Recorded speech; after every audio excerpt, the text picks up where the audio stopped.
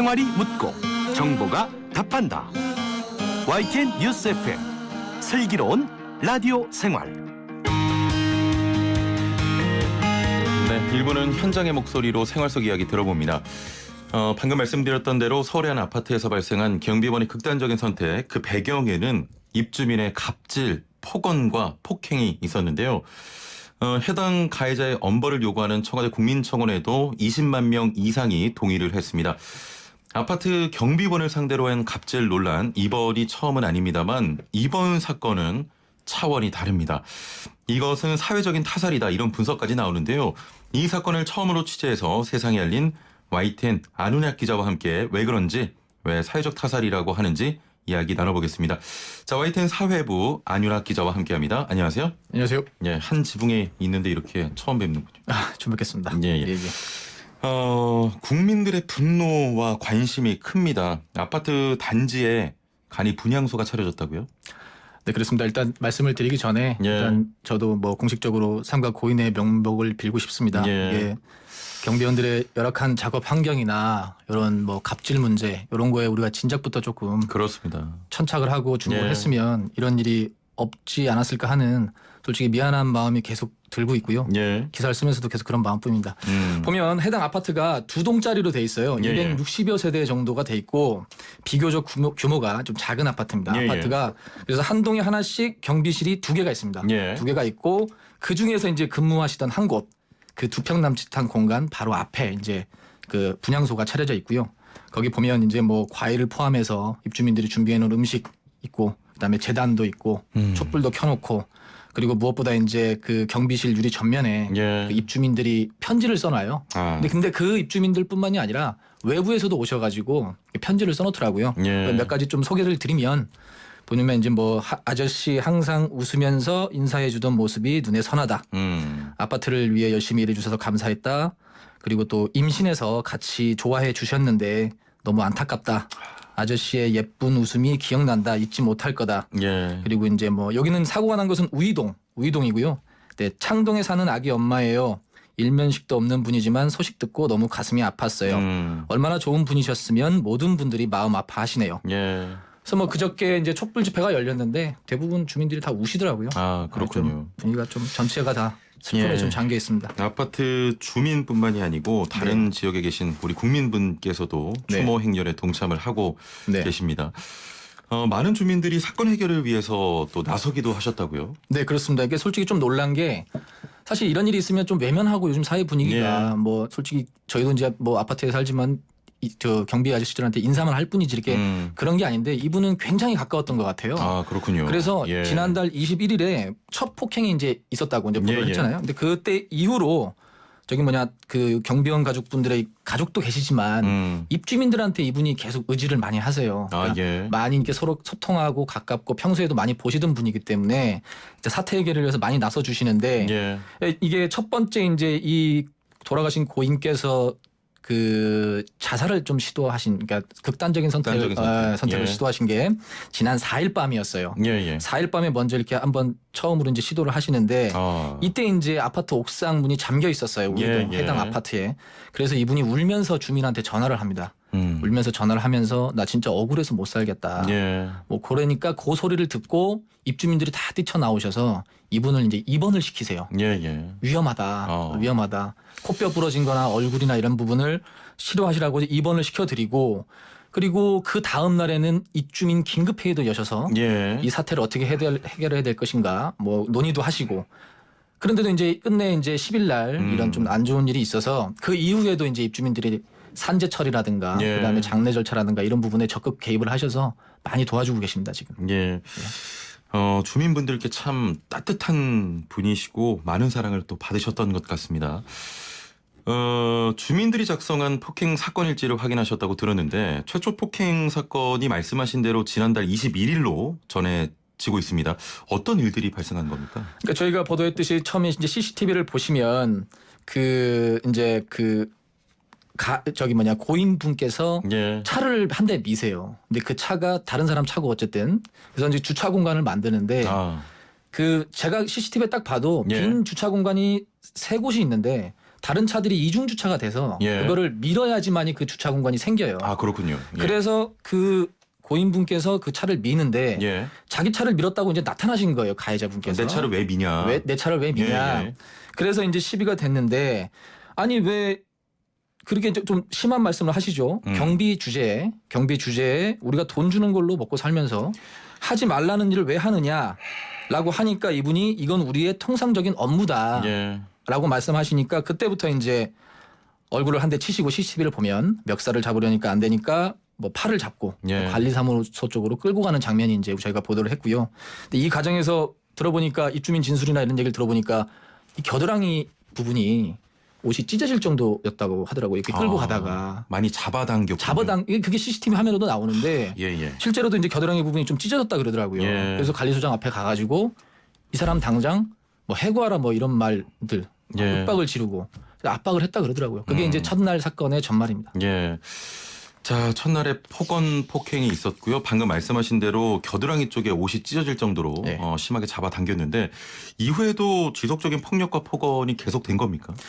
이 고인분께서 홀수날 근무하세요. 예. 홀수날, 홀수날. 24시간 근무하시고 다음날 예. 쉬시고 하시는데 21일 날 첫 폭행이 있었잖아요. 예. 이제 23일 날도 이제 출근을 하시죠. 출근을 하시는데 그날은 그 가해자분이 저기 그 아침부터 그러니까 입주민 그 폭행 일지를 보면 아침 7시 38분입니다. 예. 출근해서 얼마 안 된 것 같아요. 나타나셔가지고 욕설을 이제 하시면서 그만둬라. 뭐 여기다 꿀단지 묻어놨냐? 너 갈 데 없냐? 우리 회사 꽂아줄까?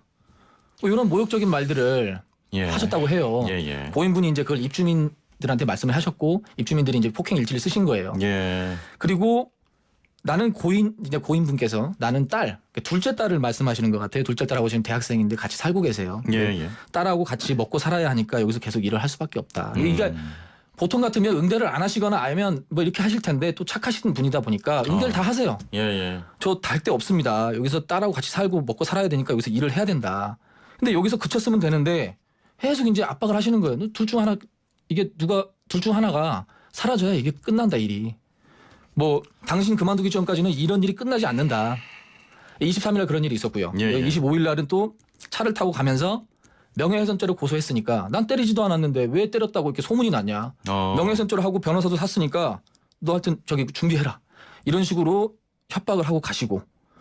근데 이제 문제는 안 때렸다 이 부분인데 이제 그 뭐 이따가도 말씀을 드리겠지만 폭행 장면이 CCTV에 고스란히 나오잖아요. 네, 그럼 뭐 저희가 듣기로는 이제 경찰도 이제 그걸 가져갔다는데 이후 차량에 저희가 보통 블랙박스도 이제 켜 있잖아요. 그렇습니다. 블랙박스에도 폭행 장면이 찍혀 있다 그러더라고요. 명확하게. 네, 그래서 그거를 이제 경찰이 분석을 하고 있는데 그리고 또 이제 27일 날도 또 이제 그 문제가 된 저기 코뼈가 부러진 또 의심되는 날 아예 화장실에 이제 몰아놓고 이제 때렸다고 하시더라고요. 그래서 그날 조금 자세하게 말씀을 드리면 화장실로 이제 끌고 갑니다. 근데 2평 남짓한 공간이 있으면 이제 그 1평 정도가 이제 화장실이라 그러더라고요. 근데 끌고 가서 여기 CCTV 없지? 라고 하니까 또 이분이 응대를 하세요. CCTV 없습니다. 그때부터 이제 거기를 가로막고 이제 폭행이 이제 시작됐다는 거예요. 그래서 화장실 그 좁은 벽에 부딪히고 이렇게 하시면서 이제 읍소하기도 했지만 뭐 소변은 뭐 바지에다 싸라 뭐 이러면서 계속 이제 압박을 하셨다는 거예요. 그리고 이제 너무 이제 무서우니까 CCTV가 있는 이분이 이제 생각에는 CCTV가 있는 쪽으로 나오고 싶으신 거예요. 그렇죠. 그래서 CCTV가 있는 쪽으로 나와야 되겠다 해서 CCTV가 있는 쪽으로 나와서 업무를 하는 척을 했다는 거예요. 그럴 수밖에 없는 상황이 이제 27일까지. 그리고 계속 이제 홀수날 이제 일이 있었던 거죠. 일단은 그 폭행 일지를 주민들이 작성을 해준 거죠. 예, 그렇습니다. 알겠습니다. 그러니까 이걸 목격자 진술이라든가 그다음에 고인 진술, 그다음에 본인들이 본 거, 그다음에 유가족하고 형님하고도 계속 통화를 했다 그러더라고요. 그 내용 다 종합을 해서 거기 주민분들이 자, 여러분의 의견을 받고 있습니다. 단문 50원, 장문 100원의 정보 이용료가 있는 샵 0945, 우물정 0945번으로 여러분의 아파트 그리고 여러분의 사무실은 어떤지 제보해 주시면 말씀 나눠보겠습니다. 애플리케이션 채팅창도 열려 있습니다. 1081번님께서는 편견을 갖기는 싫지만 유독 특정 연령대에서 이런 폭언 갑질이 일어나는 것 같습니다. 경제적 사회적으로 어느 정도 지위를 가진 연령층에서 특히 그런 일이 잦은 것 같아요 하셨고요. 7507번님께서는 갑질범도 흉악범으로 분류해서 신상을 공개하고 강력한 처벌만이 그나마 이런 갑질을 줄일 수 있을 것 같습니다. 피해자와 합의 없는 벌금형이 아닌 징역형으로 좀 엄하게 처벌해 주세요 하셨는데 아무래도 처벌에 대한 이야기가 좀 많이 나오고 있습니다. 강하게 처벌해달라. 자, 지금 고인은 코뼈가 부러질 정도로 심하게 폭행을 당했는데 가해자는 계속 혐의를 부인하고 있습니까? 그 일방적인 폭행이 아니다. 쌍방 폭행이다라는 주장을 하고 서로 있습니다. 서로 뭐 폭력을 주고받았다 이런 주장이군요. 네네네. 예. 근데 그걸 자세히 들여다 보면 이제 코뼈가 부러진 게 27일인지 3일인지 예, 5월 예. 3일인지 자세하진 않아요. 근데 두 번 다 어쨌든 폭행한 거는 폭행했다는 의혹이 있고 예. 이게 있고 이게 분명하지 않지만 확실한 건 이제 진단서에 비골골절 그 코뼈가 부러졌다는 내용이 있습니다. 예, 예. 그리고 근데 가해자는 이제 이 코뼈 부분에 대해서 자기는 코뼈를 부러뜨린 적이 없다. 이거는 친형한테 맞아서 부러진 거다라고 주장을 처음에 하시더라고요. 예, 본인이 때린 건 아니다. 본인이 때린 건 아니다. 예, 예. 그래서 제가 너무나 이상해서 아니 친형이 때렸다? 그러면 그 구체적인 정황이나 예. 증거나 진술이 있냐? 어떻게 단정적으로 얘기할 수는 없는 거 아니냐? 그 증거를 주셔라. 예. 라고 하니까 제가 이제 녹취도 돼 있는데 증거는 없다. 다만 그거를 왜 내가 형이 때렸다고 했냐면 내가 때리지 않았다는 거를 역설적으로 표현한 거라는 말씀을 하시더라고요. 예. 그 무슨 말입니까, 그게? 그게 예. 그러면 내가 때리지 않았다고만 해도 뭐 충분히 뭐 이렇게 뭐 해명이 되는데 친형을 걸고 넘어지시는 거예요. 그래서 책임 전가의 수준이 우리가 보통 책임 전가를 할 수도 있잖아요. 근데 예. 수준이 조금 좀 도가 지나치다. 그럼 이렇게 하시면 안 된다. 이게 왜 친형이 때렸다고 이거 무고다 무고. 예. 그러면 증거를 갖고 오셔라. 근거를 주시면 우리가 적극적으로 기사에 반영을 하겠다. 예. 하니까 이제 그 문제 진단서를 주신 거죠. 그 가해자분과 직접 연락을 하신 거죠? 계속 하고 있습니다. 어제도 예, 하고 예. 있고 왜냐하면 그분의 얘기도 우리도 어쨌든 해명을 들어야 되고 예. 반영을 해야 되기 때문에 지금 듣고 있는 상황입니다. 진단서를 받았다고 하셨는데 네네. 뭐 엉터리 진단서였다 이런 이야기도 있거든요. 그 진단서 부분이 예. 저희가 이제 어쨌든 가해자 입장을 들어야겠다 해가지고 이제 진단서를 달라 해가지고 많이 요청을 하니까 이제 결국 주시더라고요. 근데 진단서가 딱 오는데 예. 내용은 되게 심각해요. 예를 들면은 뭐 목 경추 몇 번이 나갔다. 본인도 맞았다고 주장하는 진단서인 거죠? 그렇죠. 예. 그래서 그런 몇 번 나갔다 수술을 해야 된다. 그리고 저림, 뭐 손저림까지 오잖아요. 목 예. 디스크가 오면. 그래서 목 디스크로 인해서 상당히 심각한 큰 병원, 대형 병원에 진단서를 주시더라고요. 그래서 예. 이거 사실인가 해가지고 제가 면밀히 봤죠. 그랬더니 예. 거기에 개인 신상 명세서만 가린 게 아니라 사고 내용, 사건 일시, 장소가 다 가려져 있는 거예요. 예. 그래서 의심이 들었죠. 예. 기자로서. 그래서 이거를 공개를 하셔라. 이게 두 분이 쌍방 폭행의 증거다는 거를 입증을 해야 될 거 아니냐. 그렇습니다. 그래서 면밀히 근데 끝까지 말씀을 안 하시게 제가 면밀히 보니까 교통사고. 그게 글자가 지워져 있는 거예요. 근데 끝에 자가 살짝 보이는 거예요. 예. 통자가 보이는 거예요. 그래서 교통사고겠죠. 그래서 이거 교통사고 아니냐. 예. 교통사고 진단서를 갖고 저한테 그 말씀을 하시면 이거는 허위 아니냐. 예. 그렇게 말씀을 계속 이제 추궁을 하니까 제가 이제 기자로서 질문을 하니까 다른 이제 한의원 진단서를 하나 주시는 거예요. 예. 그 진단서 보면 명확하게 나와 있습니다. 이제 지난해 교통사고 이후 목 디스크가 맞다. 교통사고 이후에. 그런데 거기에 예. 어떤 문구가 들어가냐면 밀어서 넘어져서 통증이 다시 왔다는 내용이 있긴 있습니다. 예. 있긴 있는데 그래서 그러면 사실 읽기고도 있고도 해서 발행 일자를 보니까 그게 5월 4일이에요. 그러니까 이분하고 분쟁이 있고 보름이 지나고 나서야 뗀 진단서더라고요. 그러면 예. 논란이 되니까 일단 논란이 되니까 뗐을 예. 수도 있는데 그건 어디까지나 우리의 의혹이고 추측일 뿐이지만 그렇습니다. 예. 그렇죠. 단정할 수는 없지만 예. 그런 의심이 드는 건 합리적인 의심이 드는 건 기자로서 어쩔 수가 없잖아요. 그렇습니다. 그래서 저희가 이제 보도를 했던 거고 예. 이거는 유가족이고도 그렇고 입주민들도 그렇고 엉뚱한 진단서로 경비원을 협박했다는 증거다. 이거는 뭐 그래서 나오는 얘기는 주장을 할 때 사무소 위조까지도 할 수 있지 않느냐. 예. 뭐 이런 얘기까지 나오고 있습니다. 참 안타까운 사건입니다. 이야기 들어보니까 더 답답하고 좀 분노가 치미는데요. 많은 분들께서 의견 주고 계십니다. 7479번님께서도 경비원에 대한 명확한 법 개정이 우선 돼야겠죠. 공동주택 법인가에서 보면 경비원이 해야 할 일을 애매하게 구분돼 있다고 하네요. 혹시 우리 마음속에 갑이라는 무의식이 있지 않았나 모두가 생각해 봐야 할 것 같습니다. 고인의 명복을 빕니다 하셨고요. 4180번님께서는 저는 안양 석수 현대아파트 주민인데 여기 주민분들은 은퇴한 경비원의 병원비를 모금해서 지불한 적이 있습니다. 이런 것도 있는데 정말 안타깝군요. 아파트 산다는 게 무슨 큰 권리라고 답답합니다 하셨네요. 4726번님께서도 이미 인터넷상에 신상 공개가 됐는데 기사에는 이번 주 내로 소환 예정.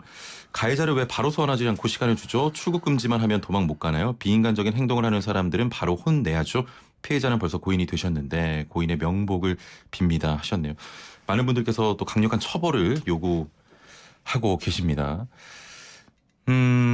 가해자의 행태가 많은 공분을 사고 있는 상황이고 또 말씀하신 것처럼 지금 뭐 문서 위조까지 이야기가 나올 정도. 뭐 위조라기보다는 어떤 엉뚱한 문서를 그걸 행사를 하신 거죠. 예. 뭐 그런 부분을 볼 수 있을 것 같습니다. 실제 돌아가신 피해자는 물론이고 가족분들에게는 사과 한마디 없습니까? 그 어젠가 전화가 오셨다고 이제 친형분께서 말씀을 하시더라고요. 예. 그래서 저희가 이제 그 내용을 들어보니까 전화를 하셔서 어찌됐든 미안하다, 죄송하다. 뭐 그래서 이제 유가족분이 그렇게 말로만 하지 말고 그 빈소에 오셔서 절이라도 하고 사죄를 하셔라 진심으로. 그랬더니 이분이 지금은 몸이 아파서 갈 수가 없다. 예. 몸이 아파서 갈 수가 없다. 그런데 그래서 이제 친형분이 이제 말씀을 하셨죠. 왜 그러면 하나만 묻자. 왜 도대체 우리 동생을 이렇게 괴롭히고 때리고 협박을 했냐. 예. 그때 전화를 그냥 끊으셨다고 하시더라고요. 끊으시고 이제 전화를 다시 하니까 전화도 안 받으시고 예. 했다고 하시더라고요. 지금 뭐 가해자의 아나무인식 태도가 또 국민의 공분을 사고 있는 건데요. 경비원 관련 폭행 사건이 잊을만하면 한 번씩 발생하다가 결국 이렇게 목숨을 잃는 분까지 생겼습니다. 사회적 타살이라고도 하는데 지난해부터 시행된 직장 내 괴롭힘 방지법 등이 있잖아요. 이런 일을 좀 막을 내용은 현재 없습니까? 그 직장 내 괴롭힘 그 방지법 저희도 기사를 쓰긴 했지만 거기에는 이 경비원 분들에 대한 부분이 없다 그러더라고요. 그러니까 이게 직장이 입주민이 포함이 돼서 이제 그걸 하나의 직장으로 봐야 되는데 그 부분이 포함되어 있지 않다고 합니다. 그래서 그 정치권에서 이 부분에 대해서 좀 심도 있게 논의를 해서 직장 내 괴롭힘으로 법을 만들면 현실적으로 이 부분이 뿌리 뽑히지는 않겠지만 어느 정도의 사회적인 메시지는 있을 거 아닙니까? 그렇습니다. 사회적인 영향. 이것도 직장이 하나구나. 우리 입주민들도 이 직장의 구성원이구나. 괴롭히면 안 되겠구나. 이런 게 있기 때문에 주민들의 인식도 조금 변화할 거고요. 주민들의 인식도 분명히 변할 거고요. 뭐 그런 부분에 있어서 정치권에서 조금 입법을 고려를 해주셔야 되지 않을까 싶습니다. 예, 알겠습니다. 5105번님, 저도 아파트에 사는 사람인데요. 우리 아파트 경비하시는 분들에게만 인사만 하는 정도인데 오늘은 퇴근할 때 커피 한 잔 드려야겠네요. 아직도 이런 나쁜 행동 하는 사람이 있군요. 서로 인사하며 지냈으면 좋겠습니다 하셨고요. 5280번님, 정말 소중한 메시지입니다. 경비원도 누군가의 아빠이고 가장입니다. 엄벌해야 합니다 하셨네요. 이런 일이 저희가 이제 그 아파트 입주민들이 5일날 이제 그거를 해요. 그 긴급 회의를 소집을 해서 그 아파트 공지문을 이렇게 붙이거든요. 그러니까 어떻게 보면은 가해자 분에게 더 이상 폭행을 하지 마라. 그리고 우리는 이렇게 주민들이 대책을 세우고 있다라는 부분을 하면 이게 공지를 아파트 곳곳에 붙이시는데 그 내용이 이제 그 문자 내용이 있는 거예요. 경비원분도 누군가의 아버지고 우리의 이웃이다. 그렇습니다. 비상식적인 경비원에 대한 요구는 갑질이다. 이거는 범죄다. 엄중한 범죄다라는 문구가 있습니다. 자, 다시는 이런 일이 발생하지 않도록 재발 방지 대책 그리고 강력한 처벌이 필요해 보입니다. 오늘 말씀은 여기까지 듣죠. 감사합니다. 감사합니다. 네, 지금까지 YTN 사회부 안윤학 기자와 함께했습니다.